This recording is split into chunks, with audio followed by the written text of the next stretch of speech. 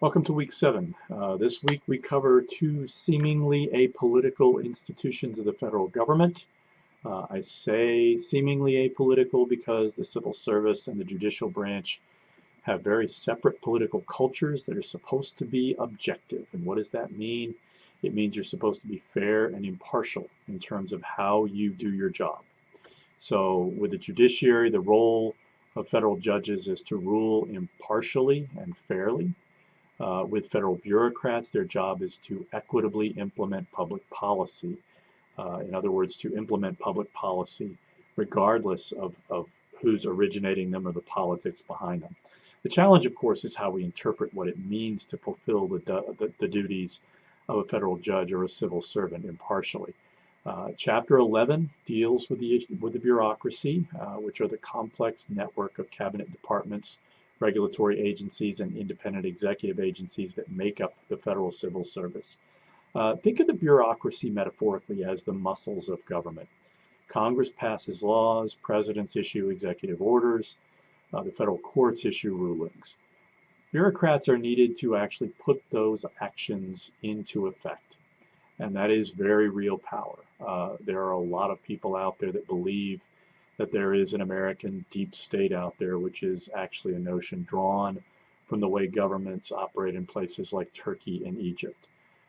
The idea of a deep state in those countries is a situation where permanent members of the civil service, usually associated with the military, have the power to prevent elected officials from engaging in reforms or doing anything that might erode the power and influence of existing elites. What you also have in states like Turkey and Egypt are strong centralized states, whereas in the United States you have a highly decentralized and frankly a fairly weak central state.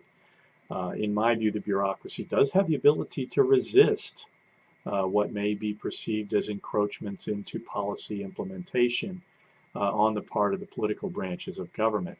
But to me, the notion of an American deep state is kind of a variety of conspiracy theory, which I'm prepared to discuss, but not, I don't put too much credence in it.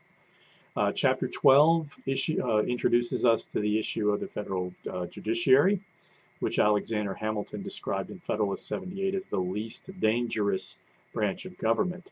While Hamilton was no doubt right that Congress and the presidency have by far the greatest potential to infringe upon the liberties of citizens, the federal courts, and in particular the 9 justices of the Supreme Court, wield tremendous influence over the shape and scope of our civil liberties. As Woodrow Wilson once observed, the Supreme Court is a constitutional convention in continuous session. So what kinds of people become federal judges? What kinds of cases are brought in federal courts? How do federal judges reach decisions? An important part of what judges are supposed to do is ensure the rule of law and to prevent the law from being used as a political cudgel by politicians against their opponents. This week we just have the forum and the quiz, but I do want you to begin reading and hopefully writing your second short writing assignment, which is organized around the article that's posted on the Week 8 course resources link by Michael Lewis from Vanity Fair entitled Made in the USDA. The article forms part of Lewis's 2018 book, The Fifth Risk, which in the article he's interviewing former and present civil servants in the U.S. Department of Agriculture about the possible things that the Trump administration might do to sabotage the various programs of the Department of Agriculture runs.